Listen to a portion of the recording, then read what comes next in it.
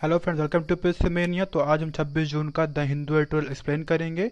तो आज शुरुआत करते हैं आज के क्वेश्चन से। तो आज का क्वेश्चन वहाँ जुड़ा हुआ है वुमेन एम्पावरमेंट्स द्वारा। तो ये लिखा गया था आपका जीडी एंडरसन द्वारा। इनका कहना है कि feminism isn't about making women strong, women are already strong, it's about changing the way the world perceives that strength. मतलब क्या है इसका कि नारीवाद जो फेमिनिज्म होता है दोस्तों, ये जो है वुमेन को स्ट्रांग करना ही नहीं होता है, क्योंकि वुमेन्स तो ऑलरेडी स्ट्रांग है ही, बल्कि हमें इसमें ये होता है करना कि दुनिया जो है वुमेन्स के स्ट्रेंथ को किस तरह देखती है उसको चेंज करने की आवश्यकता है। तो फेमिनिज्म मतलब क्या है कि जो वुमेन की स्ट्रेंथ है उसको जो समाज है, जो दुनिया है, उसको किस तरह देखता है, मतलब उस पर उसको जो है मतलब उसको मोटिवेट करता है, मतलब जो उनकी एक कैपेबिलिटी उनको उनको मोटिवेट करता है कि उनको डिमोटिवेट करता है। ये जो है हमको चेंज करने की आवश्यकता है, जो एक देखने का नज़रिया है उसको बदलने की आवश्यकता है। ये हमारा फेमिनिज्म का एक्चुअल मतलब है। तो आइए हम शुरुआत करते हैं आज के हिंदू ट्यूटोरियल साथ। तो आइए, तो हमारा जो पहला आपका आर्टिकल है, ये फ्रेंड्स उतना इम्पोर्टेंट नहीं है। ये जो आपका एक तमिलनाडु में कस्टोडियल डेथ हुई है, तो उससे जुड़ा हुआ आर्टिकल है। ये हमारे लिए इंपॉर्टेंट नहीं, तो इसको हम डिस्कस नहीं करेंगे फ्रेंड। दूसरा हमारा आर्टिकल जो है स्पोर्ट्स जुड़ा हुआ है, फ्रेंच ओपन जुड़ा हुआ है, ये हम इसको डिस्कस नहीं करेंगे फ्रेंड्स। हमारा जो नेक्स्ट आर्टिकल है, ये बहुत ही इंपॉर्टेंट आर्टिकल है, इसको हम जो है देखते हैं, डिटेल में डिस्कस करेंगे इसको हम। तो ये लिखा गया था मेनली श्याम सरन द्वारा। ये जो है आपके इंडिया के फॉरेन सेक्रेटरी रह चुके हैं। तो इनका इनका कहना है कि जैसे देखिए अभी एक क्रिटिसिज्म जो है पनपा हुआ है कि जो इंडिया का जो डिप्लोमेसी है इस समय वो चाइना के प्रति या पाकिस्तान के प्रति जो है उतनी बेहतर नहीं रही है।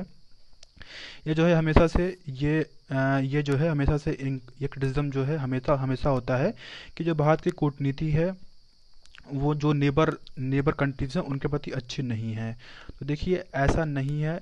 इसको अगर हम पहले के एग्जांपल से देखते हैं, देखिए पहले जब अटल बिहारी वाजपेयी जी 1999 में जब लाहौर इंडिया से लाहौर पे जो बस चलवाए थे वहाँ पे, उसके बाद देखिए हमारा कारगिल युद्ध हुआ था, उसके बाद जो है पार्लियामेंट पे अटैक भी हुआ था। और उसके बाद देखिए जब 2003 में जो है जो सार समिट हुई थी जो इस्लामाबाद में, जब वहाँ पे गए थे, तब भी जो है उसके बाद देखिए काफ़ी एक इशू जो है रेज हुआ था।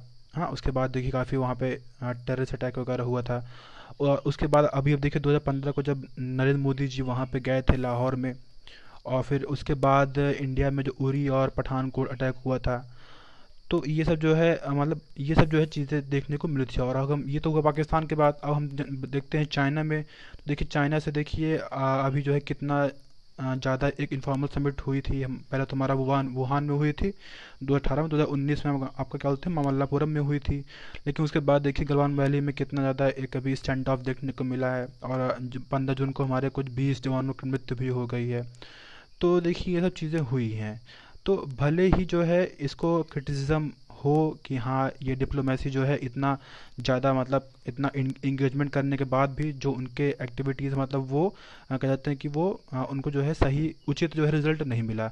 लेकिन देखिए ये कहना उचित नहीं है, क्योंकि देखिए ऐसे समय पे जब वो उस समय किया गया था, जब वो उस समय ये जो इनिशिएटिव लिया गया था, वो जो है दोनों देशों के मध्य, इंडिया पाकिस्तान या इंडिया चाइना के मध्य जो भी रिलेशन था वो एक पॉजिटिव डायरेक्शन में ही लिया गया था।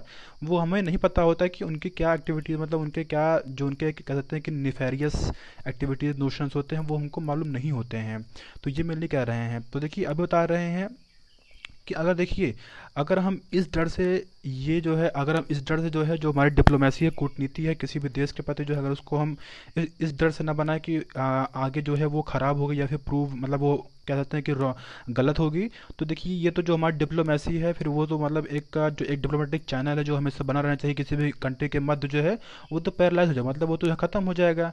तो ये जो है करने की आवश्यकता नहीं है। और फिर कुछ जो है हिस्टोरिकल अगर हम बात करते हैं, पर्सपेक्टिव की बात करते हैं, तो देखिए जैसा कि अगर हम बात करते हैं जब आपका जो आपका जो है इंडिया जब पाकिस्तान का जो है जब पूरा जो वेस्टर्न नेशंस था वो पाकिस्तान का सपोर्ट कर रहा था, और चाइना काफ़ी मतलब हॉस्टिलिटी थी हमारे उसमें।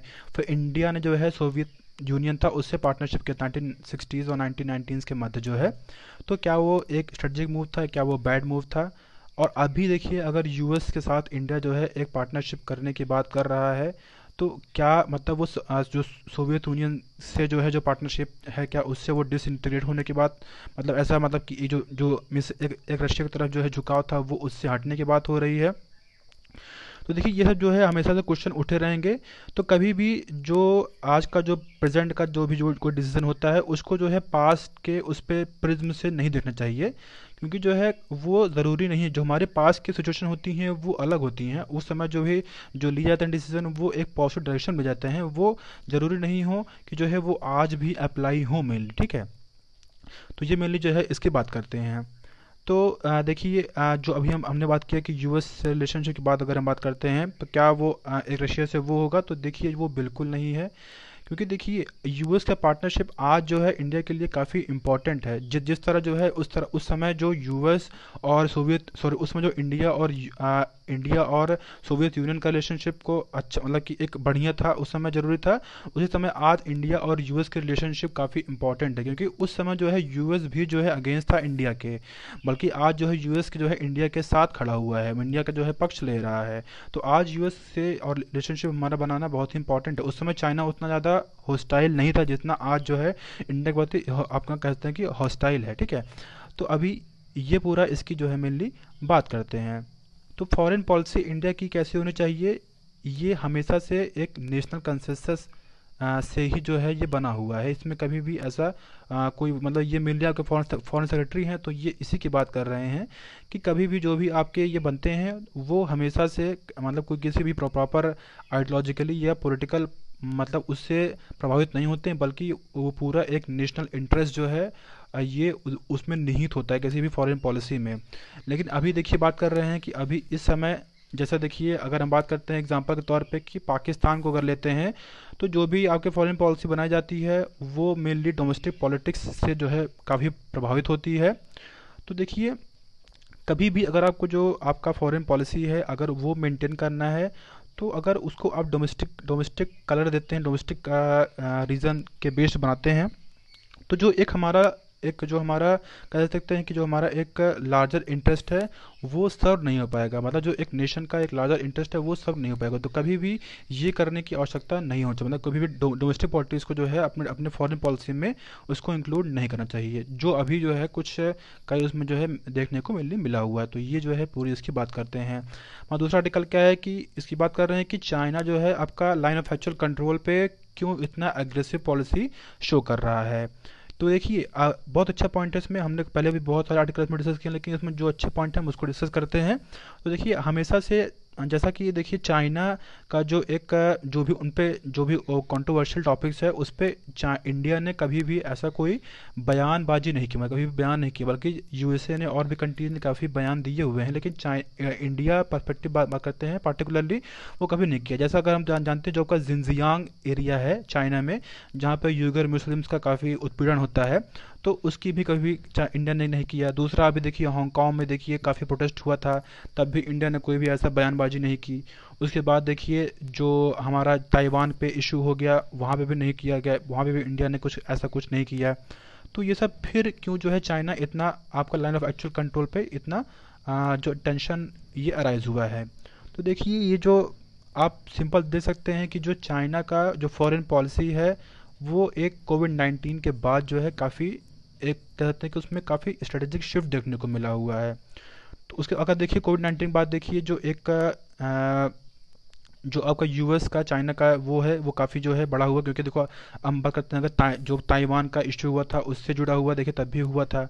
और उसके बाद अभी देखे था हमने जो जब साउथ चाइना सी में देखिए चाइना काफ़ी अग्रेसिवली जो है वहाँ शो कर रहा था।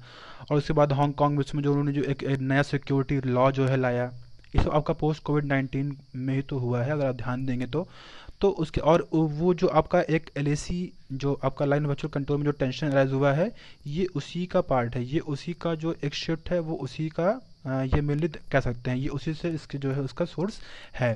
तो देखिए चाइना जो है एक एक एम्बिशियस पावर, एक अराइजिंग कह सकते हैं कि पावर है जो एक इमर्ज होके आ रहा है, जो कि जो ग्लोबल ऑर्डर है, जो का विश्व का पूरा एक कहते हैं कि जो एक वो है उसको चेंज करने की वो करना चाह रहा है। अगर हम इसको कंपेयर करते हैं पहले जो जब का सोवियत यूनियन देखिए और यूएसए एक दूसरे के अगेंस्ट होते थे, तो उस आज आज क्या है, अगर हम चाइना को कंपेयर करते हैं सोवियत यूनियन से, तो सोवियत यूनियन था उनके अंदर एक आइडियोलॉजिकल स्टेट, मतलब वो क्या है, मतलब वो कम्युनिज्म को एक्सपोर्ट करना चाह रहे थे। बल्कि आज जो चाइना है वो ऐसी उनकी कोई भी पॉलिसी नहीं है। चाइना की पॉलिसी क्या है? चाइना की पॉलिसी ये है कि जो है वो एक डिफरेंट पोजीशन लिया, मतलब एक डिफरेंट अप्रोच अपनाया हुआ है। मतलब क्या है, उनका अपनी कैपेसिटी को हाइड करना और बाय योर टाइम, मतलब टाइम के प्रति, मतलब सही टाइम का इंतजार करना, ये उनका मेनली ये कह सकते हैं कि ये इनकी टैक्टिक, मतलब एक पीसफुल राइज करना और पीसफुल डेवलपमेंट करना। तो ये सब इनकी जो है मेनली स्ट्रेटजी है, जो आपका सोवियत यूनियन से बिल्कुल अलग है। मतलब क्या, मतलब ये सिंपल कि हर चीज़ जो है एक लो लेवल पर रखना, एक लो स्किल पर रखना, उसके ज़्यादा मतलब ऐसा बढ़ा चढ़ा के कोई चीज़ ना दिखाना, मतलब वर्ल्ड लेवल पे ऐसा कुछ ना शो करना। ये मेनली चाइना का हमेशा से, अभी जब से वो चाइना का राइज हुआ तब से ये इनकी स्ट्रेटजी चेंज हुई है। देखिए उसके बाद जो है क्या हुआ है, ग्लोबल इकॉनमी अभी देखिए पोस्ट कोविड-19 के बाद जो है काफ़ी ख़राब हुई है, पहले भी ख़राब थी। और जो एक ग्लोबलाइजेशन है देखिए, वो उसमें काफ़ी एक कह सकते हैं कि हर कंट्री जो है अपने नेशन की बात कर रही है, नेशन फर्स्ट की बात कर रही है। और हम बात करते हैं आगे, देखिए तो जैसा कि हम जानते हैं कि अभी यूएस का भी एक आइसोलेशनल पॉलिसी अपना रहा है। और ये जो है, जो एक यूएस का एक कह सकते हैं कि जो एक एग्रेसिव पॉलिसी है चाइना के प्रति, जो है जो रिचर्ड निक्सन थे उसके बाद ये पहली बार ऐसा है कि कोई यूएसए जो है चाइना के प्रति ऐसा कोई एग्रेसिव पॉलिसी अपना रहा है, ठीक है। तो ये सब जो है, ये सब जो चीज़ें हैं, ये एक बता रहे हैं कि सलामी टैक्टिक्स, ये एक सलामी स्लाइस स्ट्रेटजी है, ये उसी को फॉलो कर रहा है, ये पूरी ये है। मतलब क्या है इसमें, ये आपका क्या होता है फ्रेंड्स, आपका सलामी टैक्टिक्स क्या होता है, मतलब ये होता है कि जब भी कोई डोमिनेंट पावर जो है, जैसे आपका अभी हम एग्जांपल बात कर रहे हैं चाइना की, जब भी कोई आपका डोमिनेंट पावर जो है किसी भी जब अपनी हेजिमनी को, जब अपने कह सकते हैं कि जो उनकी एक लीडरशिप है और जो उनका एक कह सकते हैं कि एक जो पूरा एक जो पावर है और जो उनका एक इम्पैक्ट है, जब वो पूरे विश्व में, जब पूरे उसमें जो है अपना इस्टेब्लिश करने लगे, एक पीस बाय पीस, मतलब एक हर उस पे जो है, मतलब कि जैसे छोटे छोटे जो है एक पॉइंट को लेके, तो उसी ये जो है आपका सलामी टैक्टिक्स का ये उसका पार्ट है, ठीक है।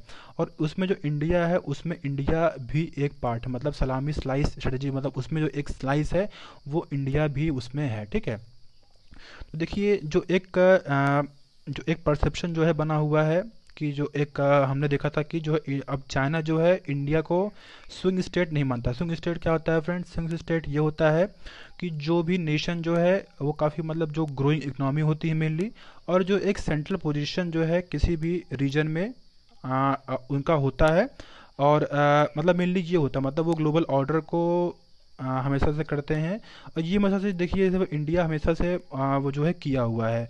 तो चाइना जो है वो इंडिया को स्विंग स्टेट नहीं मानता है, बल्कि चाइना जो है अब इंडिया को एक यूएस का एलाई मतलब मानता है, मतलब US ally in progress of the US, मतलब यूएस के प्रति जो है झुकता हुआ इंडिया दिख रहा है। भले ही जो है ये अभी उचित नहीं है, लेकिन जो है चाइना उसको पूरा मान लिया हुआ है, ठीक है। अभी आगे देखिए, देखते हैं क्या बता रहे हैं आगे। इस बता रहे हैं कि देखिए जिस तरह एक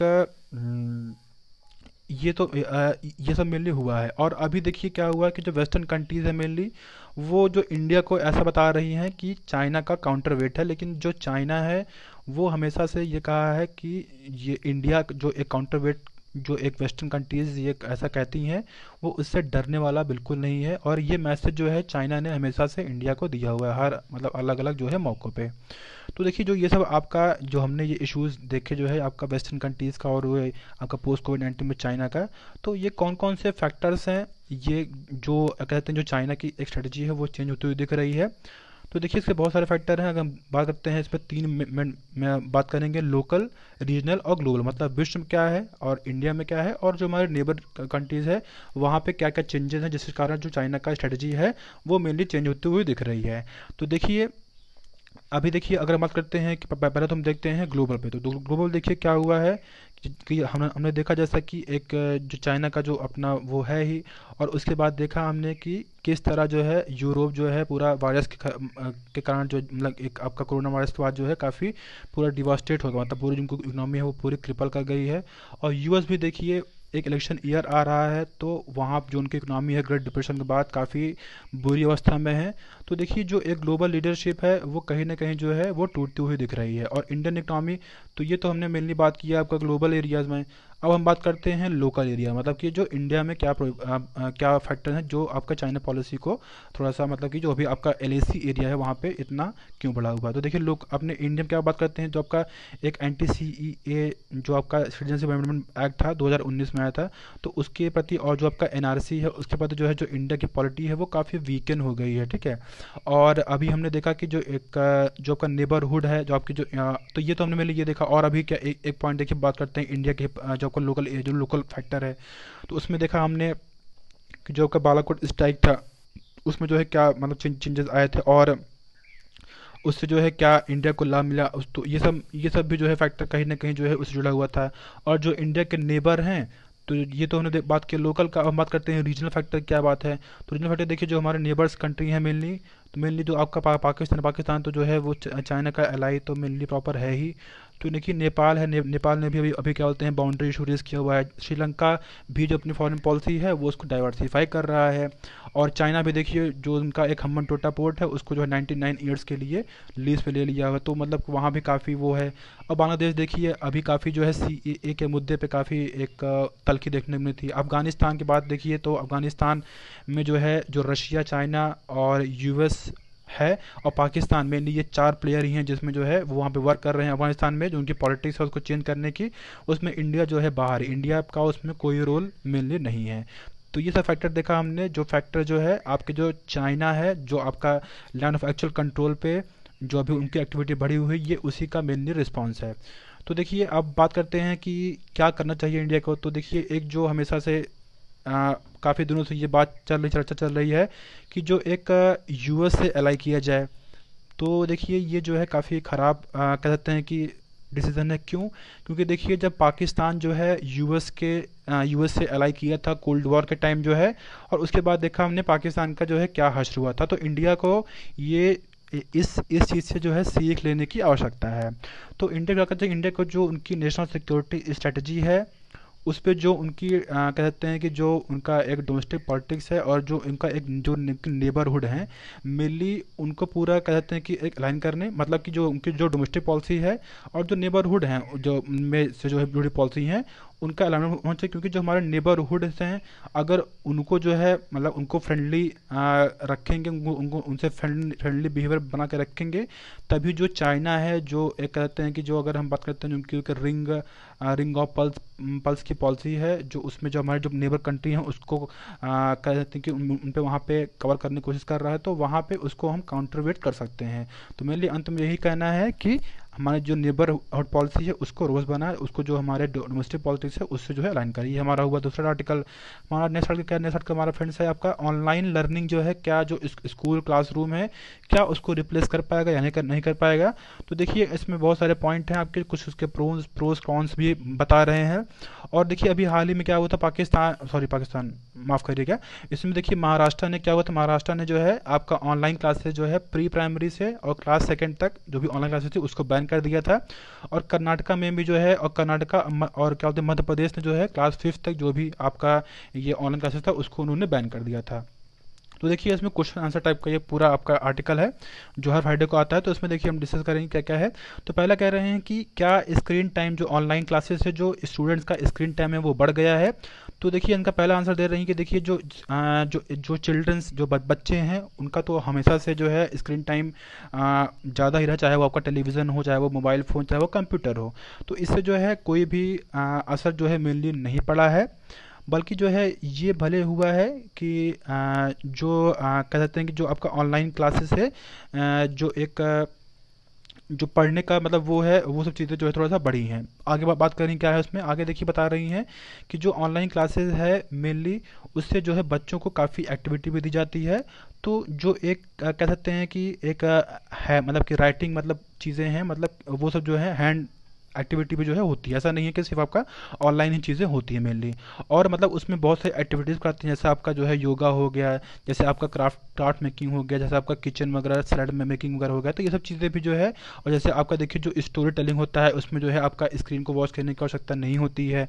तो ये सब मेनली कह सकते हैं कि ये आपका है। और बता रही हैं क्या हुआ है मेनली, तो आपका स्क्रीन उससे जो है, तो अगर देखिए बता रहे हैं कि हमें ये जो है समझने की आवश्यकता है कि अगर जो है हम इस सब क्लासेस अगर होल्ड नहीं करेंगे तो जो चिल्ड्रन की जो ब्रेन डेवलपमेंट है वो उस पर काफ़ी कह सकते हैं कि असर पड़ेगा। क्योंकि ये हम जानते हैं कि अगर जो है एक भी दिन जो आपका बच्चों का जो दिमाग होता है वो हर दिन कुछ ना कुछ सीखता है, अगर एक भी दिन उसमें जो है ऐसा कुछ वो नहीं होगा तो जो एक डेवलपमेंट है उस पर जो है काफ़ी बुरा असर पड़ेगा। तो टीचर की जो है ये अहम रोल होता है कि जो है उसको उनके डेवलपमेंट में वो पूरा सहयोग प्रदान करे। इसीलिए जो आपका ऑनलाइन क्लासेस है ये बहुत ही महत्वपूर्ण है। इसके अगेंस्ट जो है क्या है, इसके अगेंस्ट ये बता रही हैं कि देखिए स्कूल जो आपका ऑनलाइन इंस्ट्रक्शन है इससे जो है काफ़ी बच्चों का मतलब स्क्रीन टाइम पे काफ़ी समय जाता है। और इससे जो कह सकते हैं कि जो एक हेल्दी वे ऑफ लर्निंग है उससे अफेक्ट होता है। क्या है उसमें बता रही है, जैसे इससे जो बच्चों की हेल्थ है और जो कह सकते हैं कि जो बच्चे हैं वो काफ़ी आइसोलेट हो जाते हैं और काफ़ी लोनली हो जाते हैं, ठीक है।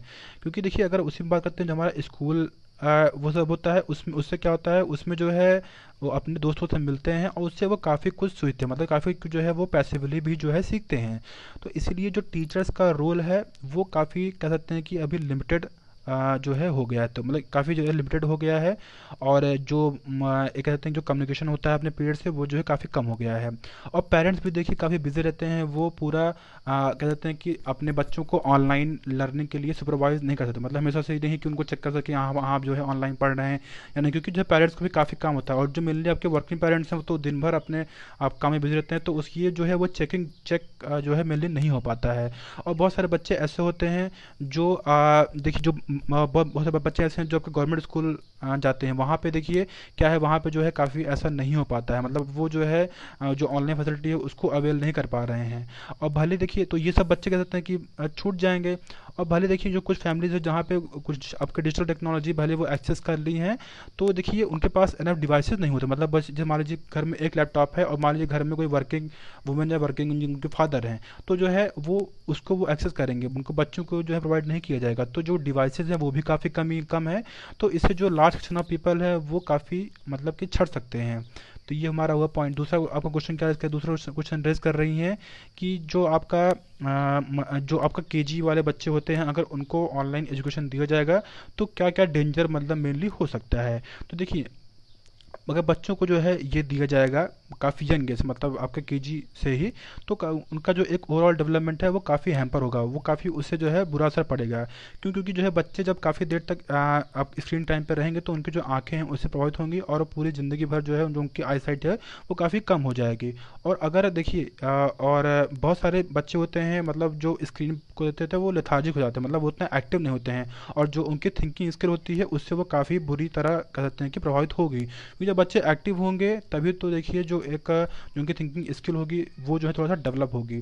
और पेरेंट जो है देखिए कहते पेरेंट्स जो है क्या होता है वो काफ़ी देखिए हम देखे होंगे, आप अपने घरों में भी देखे होंगे, जो छोटे छोटे बच्चे होते हैं जब खाना नहीं खाते हैं तो उनको मोबाइल फ़ोन दे दिया जाता है, उसको देखते देखते वो खाना खा लेते हैं। तो इससे जो है क्या होता है, इससे वो काफ़ी बुरा असर पड़ता है। तो इससे जो एक बिहेवियर चेंज है वो जो है काफ़ी उससे जो है वो होता है। तो इससे ये सब चीज़ें जो है करने की आवश्यकता है। तो ये इसकी पूरी मेनली बात कर रही हैं। मैं दूसरा आपका क्या क्वेश्चन पूछ रही दूसरा क्वेश्चन पूछ रही हैं कि बहुत सारे कंट्रीज़ में देखिए आपका जो स्कूल्स है उसको रीओपन किया जा रहा है, तो क्या ये इंडिया में करना है या नहीं। क्योंकि देखिए बहुत सारे केसेस हैं जो आपके मेनली मुंबई, दिल्ली और चेन्नई में वहाँ पे केसेस बहुत ज़्यादा बढ़ रहे हैं, तो क्या ये वाइबल ऑप्शन है या नहीं है। तो देखिए बता रही हैं कि जैसा देखिए हमने देखा था बहुत सारे ऐसे ये बात कर रहे हैं कि कंप्यूटर और स्मार्टफोन्स और टीवी के माध्यम से ये किया जा रहा है, लेकिन कोई भी ये बात नहीं कर रहा है कि स्कूल्स को भी ओपन कराने की आवश्यकता है। ठीक है। हम क्योंकि एजुकेशन मतलब ये नहीं होता है कि आप जो कंटेंट है उसको डिलीवर कर दे बच्चों के माध्यम से, स्क्रीन के माध्यम से। इसको मतलब काफ़ी कुछ है, मतलब आप बच्चों अपने जो पीयर्स, आपके जो फ्रेंड्स होते हैं उनसे बातें करना, आप वहाँ से उनसे इंटरेक्ट करना, टीचर से इंटरेक्ट करना, ये सब जो है ऑनलाइन के आपके एजुकेशन के माध्यम से ये नहीं हो पाएगा। तो एक जो डेवलपमेंटल जो कॉग्निटिव इम्पैक्ट है बच्चों के ऊपर, वो काफ़ी बुरा असर पड़ सकता है इससे। तो ये पूरा हमने देखा। ये दूसरा क्वेश्चन और बता रही हैं कि हाँ, पता नहीं क्या क्या आपका आपका जो रीओपनिंग स्कूल है तो वो करना चाहिए नहीं करना चाहिए। तो देखिए, इसको हम और कंट्री से जो है कंपेयर नहीं कर सकते हैं, जैसे जैसे और कंट्री कर रही हैं। क्यों? क्योंकि देखिए, जैसा इंडिया में क्या है, इंडिया में ये सब करना उतना में भी ना हो। क्योंकि देखिए, अगर एग्जांपल तौर बात करते हैं तो कुछ कंट्रीज़ हैं जहाँ पे वो टिश्यू बॉक्स अपने हर क्लास में प्रोवाइड कराई जा रही हैं। लेकिन जो उनके डंपिंग का इशू है, मतलब क्या उसको जो है सही डंपिंग हो रही है, क्या उसको सही डिस्पोजल किया जा रहा है, ये बहुत ही आवश्यक है। तो जो आपका एक इंफ्रास्ट्रक्चर है वो बहुत ही आवश्यक है ये सब चीज़ों को प्रोवाइड कराने के लिए। और देखिए, और हम बात करते हैं अगर मास्क की, देखिए अगर बच्चों को मास्क दिया जाए, या फिर जो एक सोशल डिस्टेंसिंग है वो क्या स्कूल में प्रोवाइड कराएगी, या फिर जो बच्चे होते हैं, छोटे बच्चे होते हैं, वो दूसरों का मास्क टच करेंगे तो उससे इन्फेक्शन खतरा बढ़ सकता है। तो ये सब मेनली जो है इश्यूज हैं जो अभी इसमें मेनली बात कर रहे हैं। ये बात कर रही हैं कि क्या जो आपका स्कूल है जब वो एक बार फिर से रीओपन होगा, और मतलब आपका जब रीओपन हो कोविड-19 के बाद जो है, तो क्या जो ऑनलाइन क्लासेस है वो कंटिन्यू रहेंगी, या फिर कोई उसमें कोई चेंज जाएगा? तो देखिए, क्या है कि बहुत सारे ऐसे बच्चे हैं जो टेक्नोलॉजी को एक्सेस नहीं कर पाते हैं, मतलब तो उनके लिए काफ़ी एक कंसर्न बना हुआ है। और बहुत सारे ऐसे फैमिलीज़ हैं जो आपके शहरों में रहती हैं, वो आपके गांव की तरफ माइग्रेट कर गई हैं, जो अब में भी वो अपने स्कूलों को लौट के ना, में भी वो उस शहर में ही लौट के ना आए। तो वो मेनली कह सकते हैं कि वो ड्रॉप आउट हो सकते हैं, मतलब वो सब जो है क्या उनको उन पे भी ध्यान देने की मेनली आवश्यकता है। तो जब भी जो है ऑनलाइन की लर्निंग की बात की जाती है, तो जो उसमें आपके मार्जिनलाइज सेक्शन है उनको जो है सरकार भूल जाती है। जो मेनली जो आपके इनविजिबल, मतलब जो पुअर और जो मार्जिनलाइज सेक्शन है उनको वो सरकार भूल, तो उसके लिए जो एक पॉलिसी है वो बनाने की आवश्यकता है। नेक्स्ट बात कर रहे हैं कि जो आपका ऑनलाइन एजुकेशन है वो अगर बंद कर दिया जाएगा तो जो बच्चे हैं जो एक्सेस कर पाते हैं वो छूट जाएंगे। तो स्टॉप करना जो है जो सोल्यूशन नहीं है, बल्कि जो टेक्नोलॉजी है जो वो है वो प्रोवाइड कराने की आवश्यकता है। बहुत सारे गवर्नमेंट ऑर्गेनाइजेशन है जो ये इनिशिएटिव ले रही हैं, और उसको जो है एक बड़े माध्यम से, देखिए हम बहुत सारे स्टेट देखिए जो आपका स्मार्टफोन, आपका इलेक्ट्रॉनिक टैबलेट वगैरह वो प्रोवाइड किए जा रहे हैं। तो वो कराने की आवश्यकता है, बल्कि जो है ये ना किया जाए कि इसको आपका जो क्लासेस है वो बंद कर दिए जाएँ। नेक्स्ट नेक्स्ट बात कर रहे हैं कि क्या कोई और मतलब कि ये अल्टरनेटिव है, या फिर कोई पैंडमिक मान लीजिए आगे आता है, तो आपका जो एकेडमिक जो है, जो बच्चे छूट गए हैं, जो मतलब वो नहीं है, तो उनके लिए क्या करने का होता है, ये पूरी इसकी बात कर रही हैं। तो हमारी ये बात कर रही है कि जो हमारा एक एजुकेशन सिस्टम है उसको इम्प्रूव करने की आवश्यकता है, और जो स्कूल्स मतलब जो हैं उसमें उसको करने की आवश्यकता है। और बहुत सारे स्कूल में टीचर्स की शॉर्टेज भी मेनली होगी, तो वो भी जो है फुलफिल किया जाए। और बता रहे हैं कि ये सिर्फ ऑनलाइन इंस्ट्रक्शन की बात नहीं है, बल्कि जो स्टूडेंट्स हैं जो मेनली एजुकेशन जिनकी जो है छूट गई है, और जो उनका पूरा कह सकते हैं कि वो हो गया है, तो उसको भी कराने की आवश्यकता है। जो ड्रॉप आउट्स मेनली हो रहे हैं उसको भी पूरा उनको प्रॉपर अपलोड करने की आवश्यकता है। और क्या बता रही हैं, आगे आगे बता रही हैं कि देखिए, पैंडेमिक के दौरान अगर कोई भी ऐसा स्कूल होने की बात कर रही है, तो उसमें एक ऐसा स्टैगर्ड मैनर में करें। मतलब क्या है कि 50% स्टूडेंट जो है अल्टरनेट डेज में आए, मतलब कि मान लीजिए मंडे को 50% आ रहे और फिर जो है क्या होता है ट्यूसडे को 50% आए। तो इससे जो है काफ़ी जो क्राउडिंग होगा उसको जो है दूर किया जा सकेगा। और एक टेम्परेचर चेक किया जाए, टेम्परेचर से पूरा उनकी चेकिंग की जाए, थर्मल स्क्रीनिंग की जाए। और जो अब मिल लीजिए आपके जो टीचर्स हैं, स्टूडेंट हो, नॉन टीचिंग स्टाफ हो, सबकी जो है ये मैंडेटरी किया जाए। और टीचर्स को जो है ये दिया जाए, टीचर्स को कहा जाए कि कोई भी स्टूडेंट्स को जो है बुक को घर ना ले जाने दिया जाए, और सोशल डिस्टेंसिंग को प्रॉपर मेंटेन किया जाए टीचर्स और स्टूडेंट्स के मध्य। और क्या किया जाए, और जो भी आपके स्कूल्स हो मिलने, आपके जो माइग्रेंट और जो आपके मार्जिनाइज सेक्शंस हो, उनके लिए भी उनको प्रॉपर टेक्नोलॉजी वगैरह सरकार को ये प्रोवाइड करने की आवश्यकता है। ये पूरा मेनली इस आर्टिकल में बात करती हैं। तो आज के लिए फ्रेंड्स इतना ही है। Thank you friends.